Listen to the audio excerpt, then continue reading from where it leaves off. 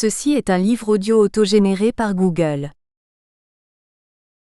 Introduction. L'année 2015 a été l'occasion de la commémoration du centenaire du génocide arménien.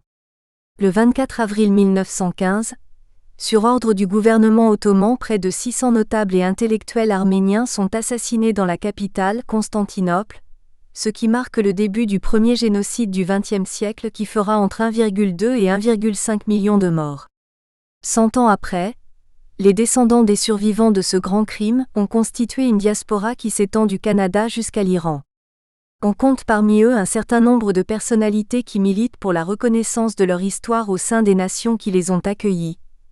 Des poètes Krikor Beledian, Violette Krikorian, des historiens Michael Nichanian, Raymond Kevorkian, des chanteurs et musiciens Serge Tankian, Charles Aznavour, des philosophes Marc Nichanian, mais aussi un grand nombre d'acteurs, de cinéastes et de scénaristes à qui est consacré ce livre. En 1993, à l'occasion d'une grande rétrospective au Centre Pompidou autour du cinéma arménien de 1924 aux années 1990, Jean Radvani publiait la première anthologie en français sur le sujet. Détaillant les œuvres des cinéastes de l'ex-Arménie soviétique et de la toute jeune République d'Arménie, fondée en 1991 après plusieurs décennies de domination soviétique, l'ouvrage dédie ses dernières pages au nouveau cinéma arménien, en incluant les réalisateurs de la diaspora. Plus de 20 ans après la publication de ce livre qui n'a pas connu de successeur, il paraît primordial d'en renouveler l'approche en s'intéressant à ce cinéma de la diaspora arménienne occidentale. Plus précisément, c'est la façon dont ces cinéastes s'emparent de leur identité arménienne qui demande aujourd'hui toute notre attention. L'histoire du génocide arménien a été représentée au cinéma par le biais de fiction, mais le corpus d'œuvres qui y sont strictement consacrées n'est pas si conséquent qu'il n'y paraît. Quelques titres sont incontournables, à commencer par le remarquable film de l'américain Oscar Apfel Ravished Armenia, aussi nommé Auction of Souls, produit dans l'immédiateté de l'événement. Réalisé en 1919 au lendemain du génocide, il met en scène le véritable récit d'une survivante de la catastrophe, Aurora Mardigagnan, qui interprète également le rôle principal. L'histoire du tournage et plus largement de la production de Ravished Armenia est à plusieurs niveaux passionnante comme le montre l'ouvrage d'Anthony Slide Ravished Armenia and the Story of Aurora Mardigagnan. Le film reste toutefois considéré comme perdu, bien que certains fragments, probablement des chutes, aient refait surface dans les années 1980 et aient fait l'objet d'une édition DVD par le Musée Institut du génocide arménien. Ravished Armenia persiste comme un point aveugle, un vide laissé dans la catastrophe dont l'influence est perceptible dans les représentations contemporaines. Un autre film encore plus ancien, The Despoiler, Châtiment, a récemment retenu l'attention des historiens depuis sa restauration en 2010 par la Cinémathèque française qui en conservait une copie d'exploitation nitrate d'époque teintée parmi le fond, Triangle Film Corporation, acquis à New York par Henry Langlois en février 1961. Réalisé en 1916 par Reginald Barker pour la New York Motion Picture Company sous la responsabilité de Thomas Hutchins, The Despoiler se déroule à la frontière turco-arménienne où un impitoyable chef kurde, sous le commandement d'un colonel allemand, sème la terreur dans la région pour le compte des empires centraux. Fait étonnant, le film restauré tel qu'il est visible depuis 2010 décrit précisément les souffrances dont sont victimes les femmes chrétiennes arméniennes, mais aussi le rôle des empires centraux dans les massacres des Arméniens et des Assyriens. Cependant, les restaurateurs de la Cinémathèque française ont remarqué au cours de leurs recherches des différences notables entre la version américaine, aujourd'hui disparue mais dont subsiste un synopsis et un scénario, et la version française, distribuée en 1917 au moment de l'entrée en guerre des États-Unis dont est issue la copie qui a servi de matériau à la restauration. Il semble que la version de 1915, réalisée avant l'entrée en guerre des États-Unis, était bien plus trouble quant à l'identification du cadre spatio-temporel, présenté comme une contrée imaginaire dans le carton initial, et la nationalité des protagonistes de l'histoire. Le propos est avant tout de décrire les souffrances infligées aux femmes dans les conflits. Marc Vernet signale que le film est beaucoup plus explicite sur le plan visuel, puisque le colonel est bien en uniforme allemand, tandis que le costume flamboyant de l'impitoyable Khan Wardalia évoque directement l'imaginaire ottoman. Le film est retiré des écrans très tôt, suite à une plainte déposée pour indécence, avant d'être remonté en 1917 pour une nouvelle sortie américaine, cette fois-ci dans une version plus précise quant aux massacres commis dans la région. Véritable énigme pour les historiens, notamment à cause de la contemporanéité des événements qu'ils relatent, The Despoiler demande toujours aujourd'hui une expertise encore plus approfondie de son seul élément existant. Troisième temps important, la réalisation en 1963 d'America, America par Elia Kazan. Le cinéaste y relate l'épopée d'un jeune grec d'Anatolie, Stavros, qui désire partir pour l'Amérique. Présenté par Elia Kazan comme l'histoire de son oncle, le film débute dans un petit village près du mont Erciyes, où les minorités chrétiennes grecques et arméniennes subissent la répression du sultan Abdulhamid II.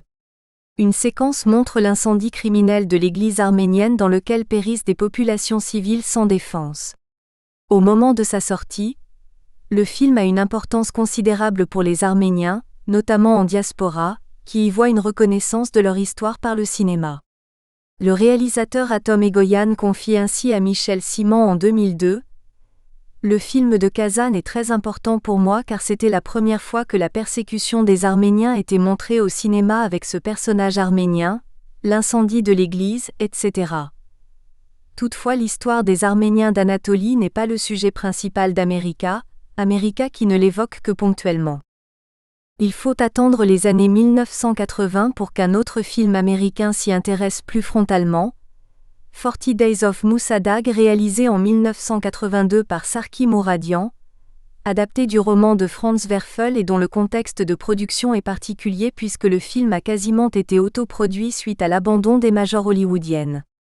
La Metro-Goldwyn-Mayer avait en effet acquis les droits d'adaptation du roman dès 1934, avant même sa première traduction en anglais. Pendant plus de 30 ans, le projet est envisagé par des cinéastes successifs de la MGM, mais il ne verra jamais le jour à cause des pressions exercées par la Turquie. Après Sarki Mouradian en 1982, Sylvester Stallone a exprimé son désir d'en réaliser une nouvelle adaptation en 2006, puis Mel Gibson en 2009, mais tous deux ont d'après leur dire été découragés par des campagnes de pression orchestrées par les autorités turques. C'est finalement en 1991 que le sujet est à nouveau évoqué frontalement, cette fois-ci par Henri Verneuil, dans son dernier film Mérig. Adapté de ses mémoires publiées en 1985, Mérig redonne une place à l'histoire des immigrés arméniens survivants du génocide. L'écrivain Jean Kéaillon insiste sur l'importance du film au moment de sa sortie. Il est certain qu'à partir de 1991 personne ne pouvait encore prétendre qu'il ne savait pas. Henri Verneuil, en rendant populaire avec les moyens du cinéma une histoire tellement lourde à porter, venait de faire acte de témoin. Une dizaine d'années plus tard, des jeunes cinéastes de la diaspora qui appartiennent à la troisième génération de survivants s'emparent à leur tour de L', histoire de leurs ancêtres pour la porter à l'écran. Atom Egoyan réalise ainsi Arara en 2002, film complexe où s'imbrique l'histoire du génocide et sa résonance traumatique sur les descendants de survivants. Parallèlement, Robert Keshichian signe Aram, un film noir porté par l'acteur Simon Abkarian, métaphore contemporaine de l'histoire des Arméniens et de leur extermination. En 2006, Robert Guédiguian renoue avec son arménité en réalisant Le Voyage en Arménie sur l'histoire d'une femme qui retrouve ses origines. Il sera suivi en 2015 d'une histoire de fous qui s'intéresse au génocide par le biais des actes commis par l'Asala, groupe terroriste des années 1970 à 1980, qui milite pour la reconnaissance des massacres par le gouvernement turc. Mais c'est aussi la commémoration du centenaire du génocide qui a donné lieu à la production de plusieurs films entre 2014 et 2017, réalisés pour certains par des cinéastes extérieurs à la diaspora. Le duo italien formé par les frères Paolo et Vittorio Taviani inaugure ce mouvement dès 2007 avec Le Mât des Alouettes, adapté du roman d'Antonia Arslan Il était une fois en Arménie, rédigé à partir des mémoires de son grand-père. En 2014, le réalisateur germano-turc Fatih Akin réalise The Cut, La blessure, épopée qui rend hommage au western en retraçant le parcours d'un Arménien survivant à la recherche de ses filles. Enfin, en 2017 sort sur les écrans La Promesse, film américain de Terry George, à qui l'on doit notamment Hotel Rwanda consacré au sauvetage par Paul Rusesabagina, un Hutu gérant d'un hôtel, de milliers de Rwandais Tutsis et Hutus menacés par le génocide des Tutsis de 1994. Cependant, ces productions, qui sont toutes internationales, entretiennent un lien particulier avec la diaspora puisque l'on y retrouve des acteurs ou actrices, scénaristes ou encore producteurs d'origine arménienne qui jouent tous un rôle essentiel dans l'élaboration du film comme dans sa réception. La diaspora semble donc constituer un enjeu pour étudier cet ensemble de films consacrés à l'histoire du génocide et à la dispersion des Arméniens. Originellement, le mot diaspora définit la dispersion d'un peuple ou d'une ethnie à travers le monde. Le terme apparaît dans la traduction grecque de la Bible hébraïque à partir du IIIe siècle avant Jésus-Christ, avant d'acquérir une connotation traumatique en 70 avant Jésus-Christ pour désigner l'exil des Juifs suite à la destruction du Temple de Jérusalem et l'annexion de la Judée par Rome. Depuis, il renvoie à chaque peuple contraint à l'exil. Cet ensemble de films consacrés au génocide des Arméniens nous invite à comprendre la façon dont les cinéastes, acteurs et scénaristes de cette diaspora s'emparent du médium cinématographique pour affronter le génocide en tant qu'il structure l'identité de descendants de survivants de la catastrophe. Il s'agit donc de penser un cinéma de la diaspora arménienne, de la même façon que l'on pense des cinématographies nationales, afin de comprendre ces représentations cinématographiques de l'événement non pas comme des unités filmiques à part entière, mais comme un réseau d'images qui dialoguent entre elles et semblent constituer une vaste œuvre de la catastrophe aux multiples facettes. Les Ombres des ancêtres oubliés, qui donnent leur titre à cet ouvrage, renvoient au titre original du film de Sergueï Parajanov Les Chevaux de Feu réalisé en 1965, qui fait écho aux fantômes des disparus qui hantent ces films. Le cinéma, à l'instar des autres formes d'expression artistique, a joué et continue de jouer un rôle dans la structuration de la mémoire des événements passés. Serge Danet en 1975 remarquait ainsi, « Depuis longtemps le rapport des peuples à leur passé, leur mémoire, ne se distingue plus très bien de leur rapport à cette archive, leur mémoire filmique en quelque sorte. » Dans le cas arménien, les films occupent une place majeure dans la transmission du récit des survivants.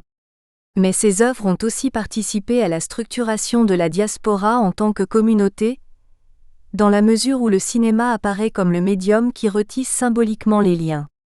Entre fantasme, idéalisation voire mystification, la mise en scène de cette communauté survivante semble proclamer l'échec de la catastrophe en réaffirmant son existence mais aussi en réclamant l'écriture de son histoire.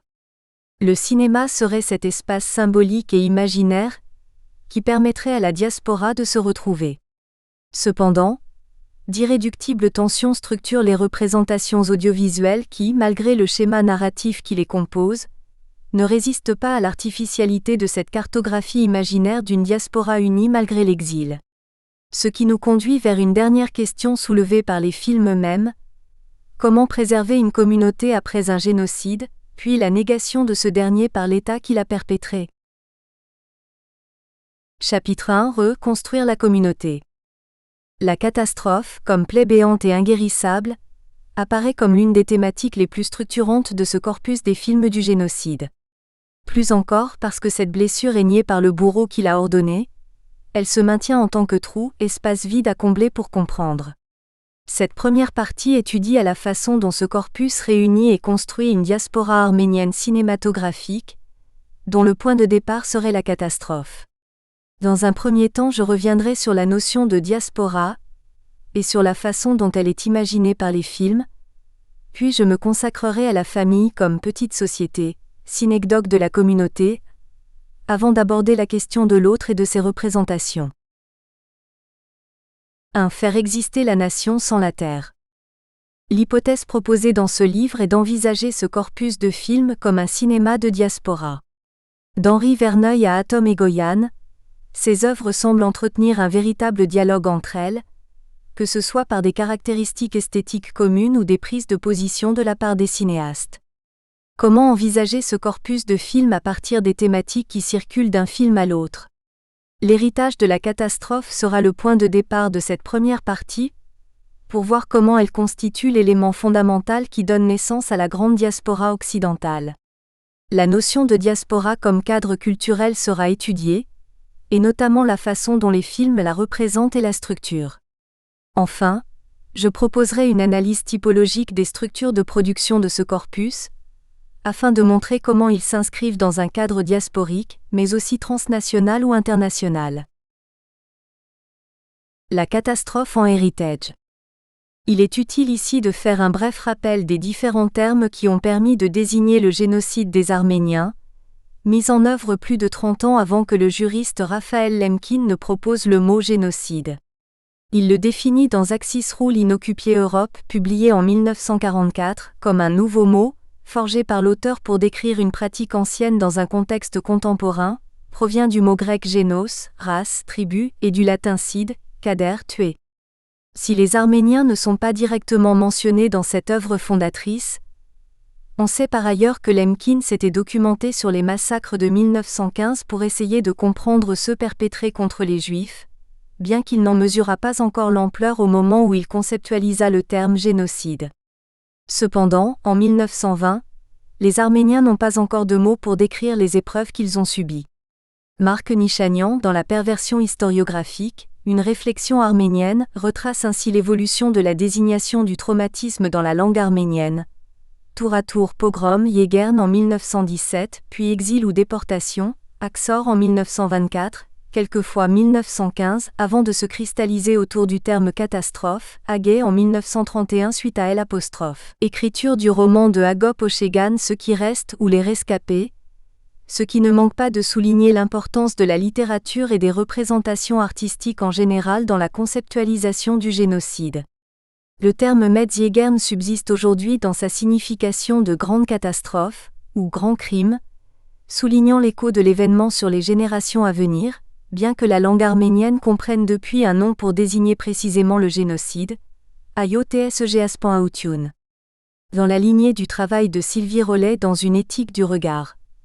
Le cinéma face à la catastrophe, d'Alain Resnais à Ritipan, je choisirai ici, à dessein, de privilégier le terme catastrophe pour désigner le génocide des Arméniens à la fois en tant qu'événement historique, mais en englobant aussi ses conséquences et son impossible transmission.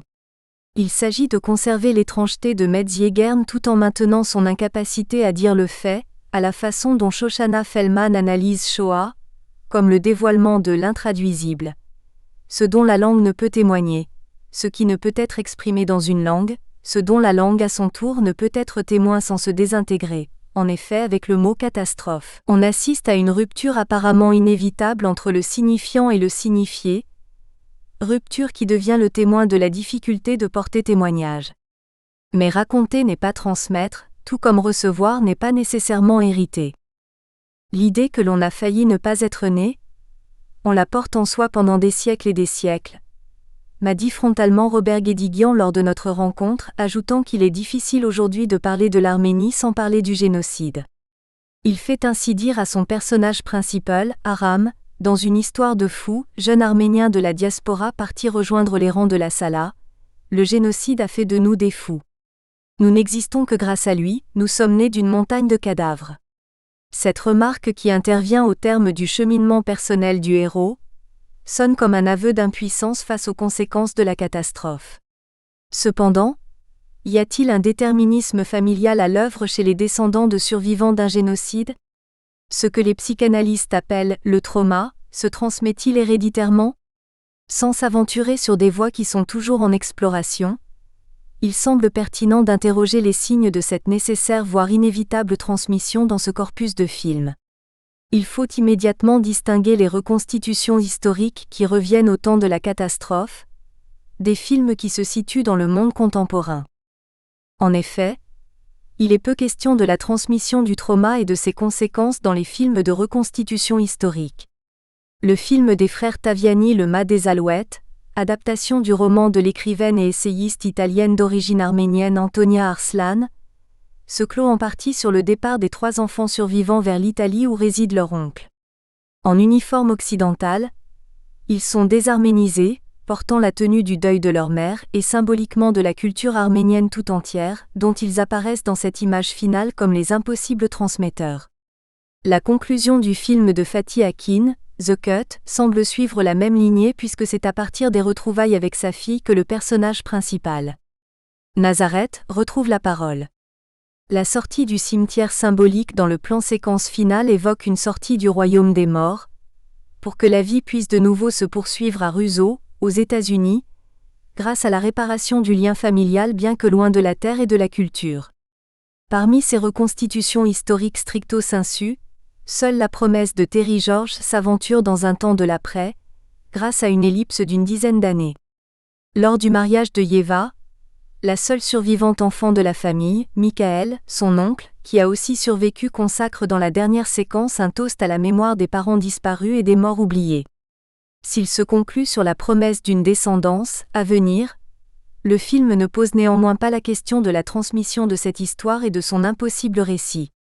Il faut donc souligner la particularité de ces reconstitutions historiques, à savoir le fait qu'elles ne sont pas réalisées par des cinéastes d'origine arménienne. Extérieurs à la diaspora, les frères Taviani, Fatih Aki ou encore Terry George sont les passeurs par affiliation, comme le dit Marianne Hirsch à propos des héritiers indirects d'une histoire traumatique. Il est, à ce titre, remarquable qu'aucun des films des cinéastes militants pour la reconnaissance du génocide, ou plus largement porteurs dans l'espace public comme au cinéma d'un désir de transmettre une histoire personnelle, ne soit une reconstitution de l'événement au sens strict du terme.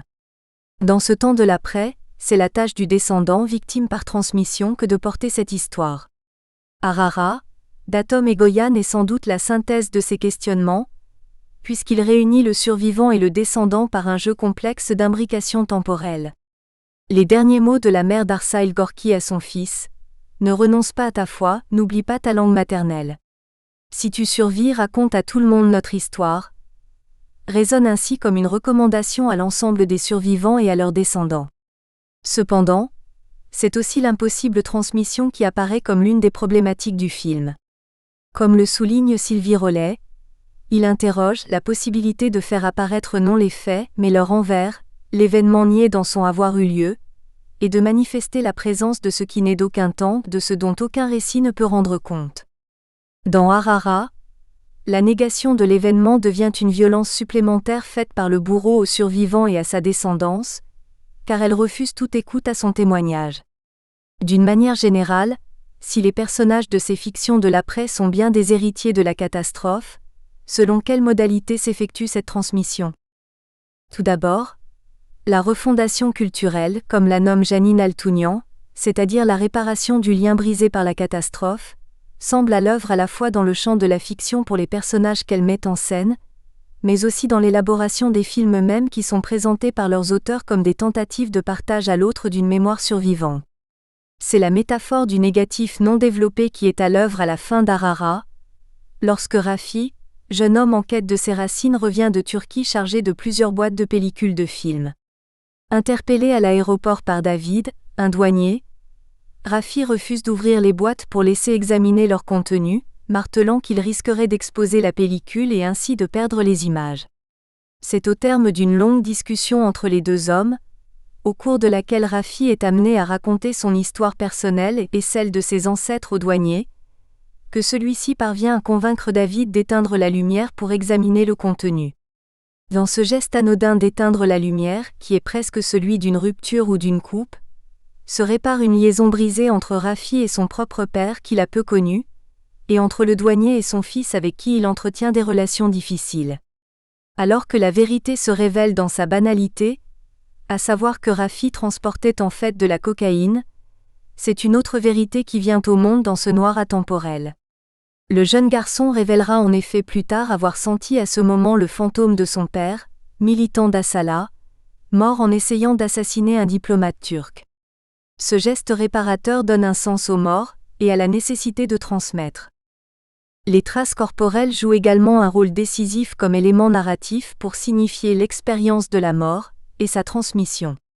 Cela rejoint l'analyse que propose Krikor Beledian des récits post-catastrophiques dans la littérature arménienne de l'exil, notamment La retraite sans fanfare de Chanour publié en 1929 à Paris, dans lequel il remarque l'importance de la trace du génocide sur le corps, comme s'il en portait lui-même témoignage. Il devient un morceau de l'événement, selon l'expression de Renaud Dulon, c'est-à-dire une façon de le signifier au-delà des mots. Ce corps témoin apparaît ainsi dans la quasi-totalité des films du corpus.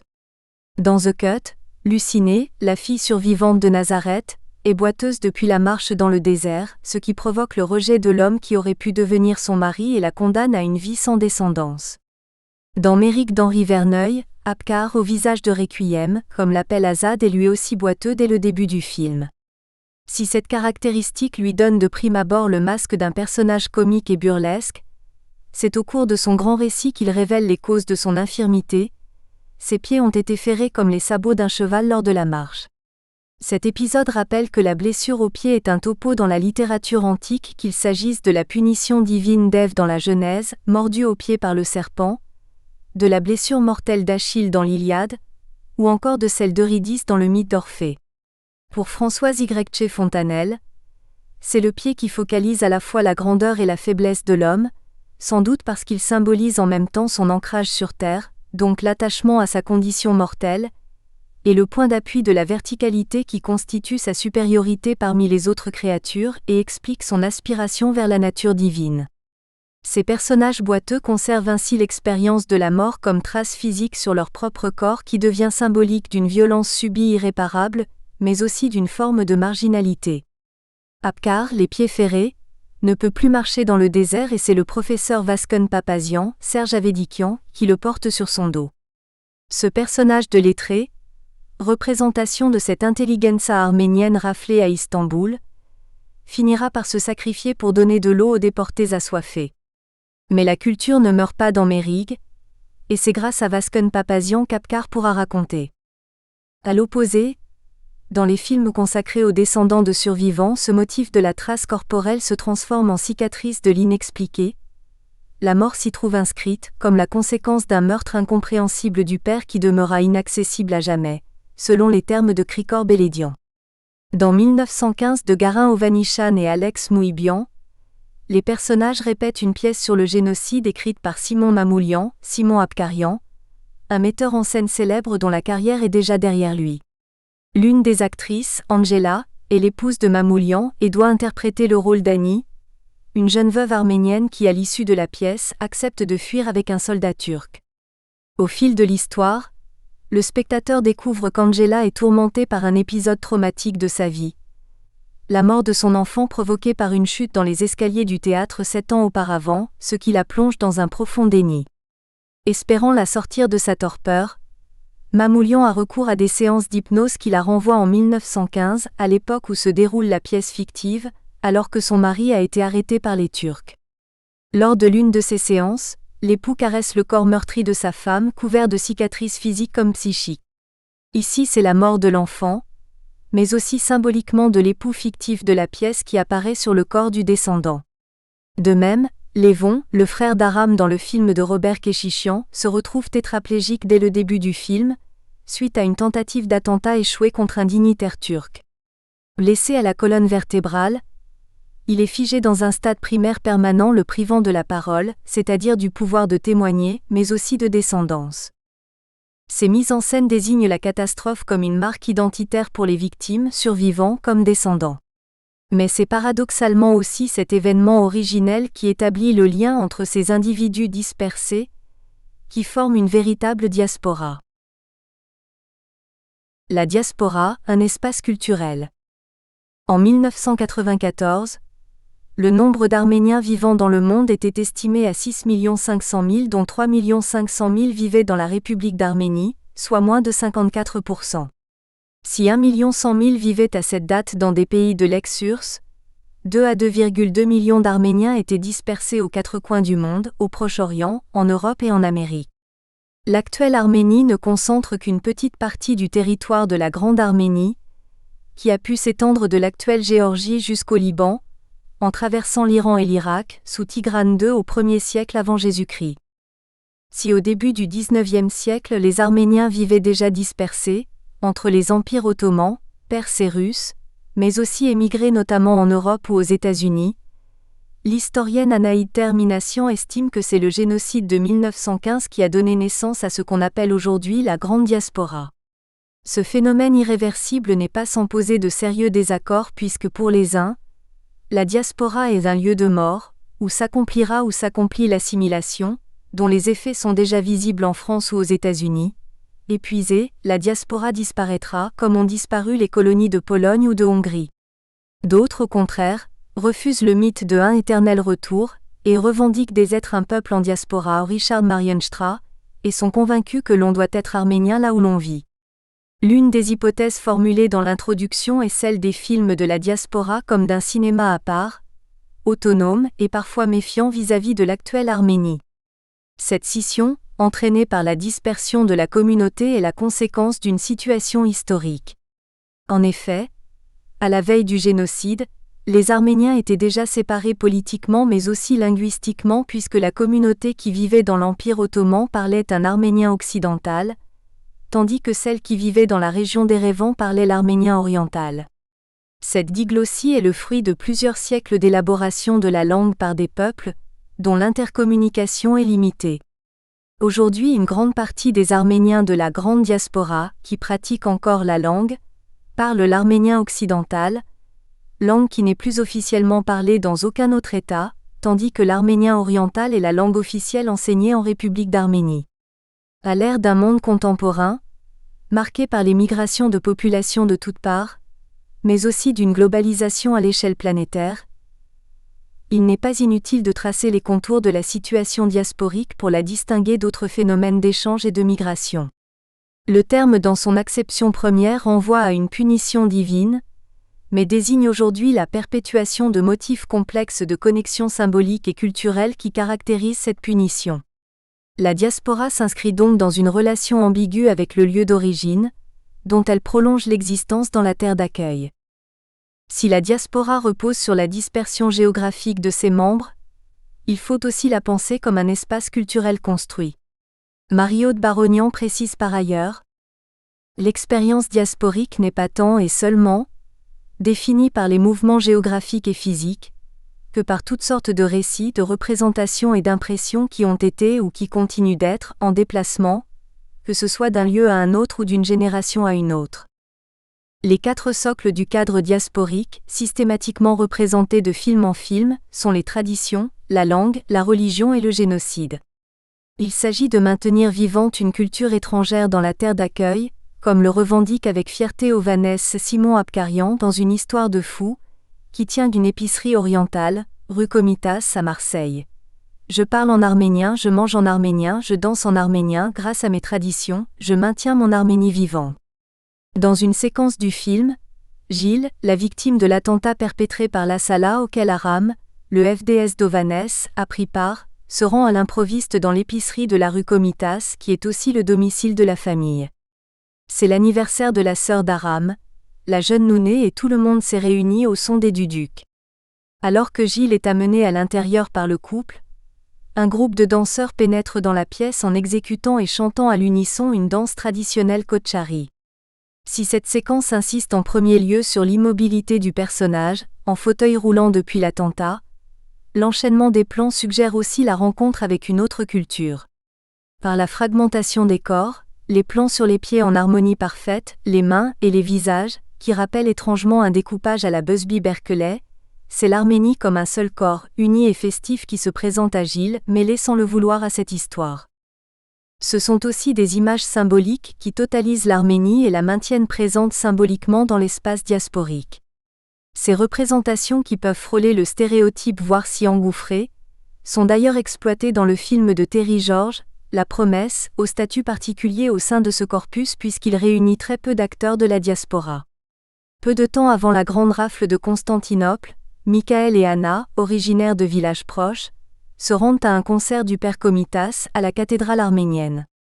Ces images reconstituent un événement historique survenu le 3 avril 1915, mais sont aussi des références pour les Arméniens d'aujourd'hui, à une culture commune partagée, exprimée par la superposition de 3 symboles, l'Église, la musique et Komitas. L'événement est comme extrait de sa référence historique, pour inscrire ces héros de fiction dans une communauté qui survit toujours. Cela est d'autant plus marqué qu'aucun des personnages n'est véritablement religieux dans le film, et qu'il s'exprime en anglais. Aparté, sur quelques chants traditionnels arméniens. La musique constituant un élément décisif dans la construction de l'identité diasporique, elle mérite de s'y attarder plus précisément. Les Arméniens ont une longue tradition musicale, religieuse comme folklorique. Sa particularité est d'utiliser le tétracorde plutôt que le système tonal européen.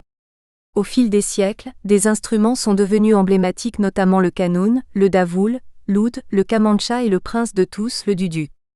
Ce hautbois mélancolique originaire du Caucase, considéré officiellement en 2005 comme appartenant au patrimoine culturel immatériel de l'humanité de l'UNESCO, est l'une des composantes récurrentes de nombreuses bandes originales de films, notamment hollywoodiens.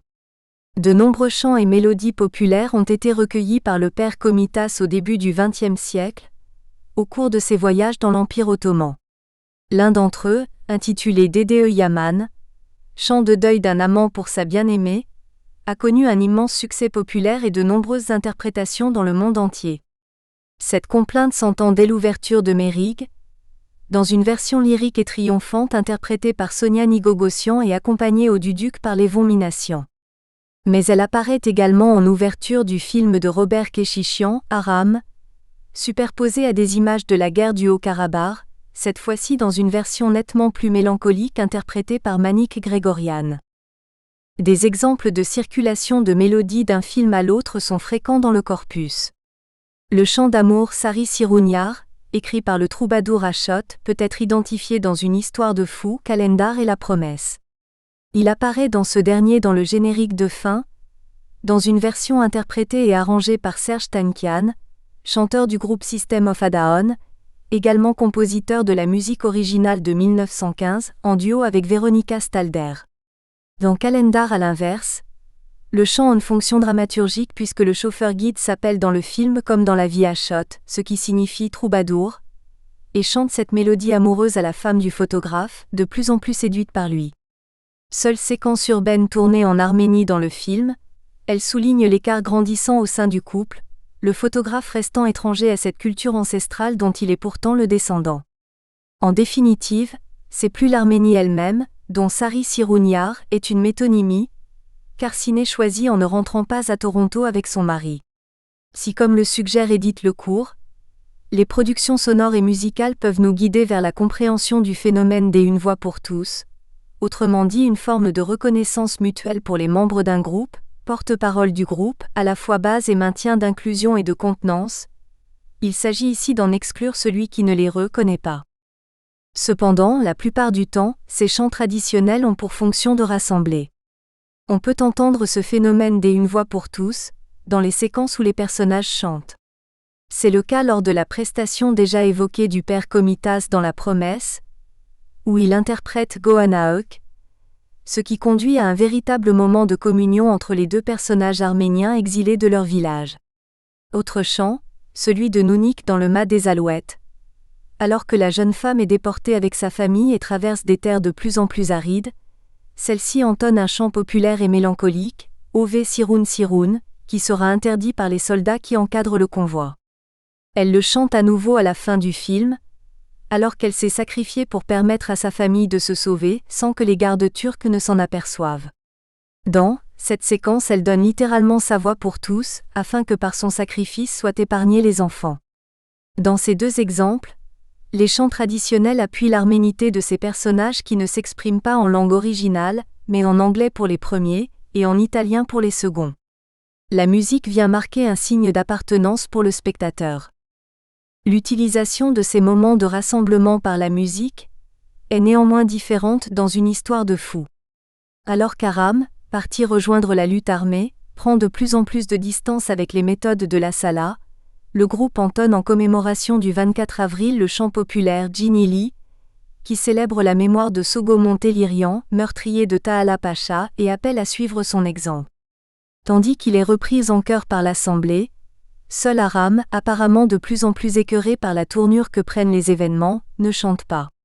Cette séquence, qui multiplie les plans larges sur la foule, puis les plans serrés sur la liesse des chanteurs et la solitude du héros, illustre le danger imminent d'une diaspora.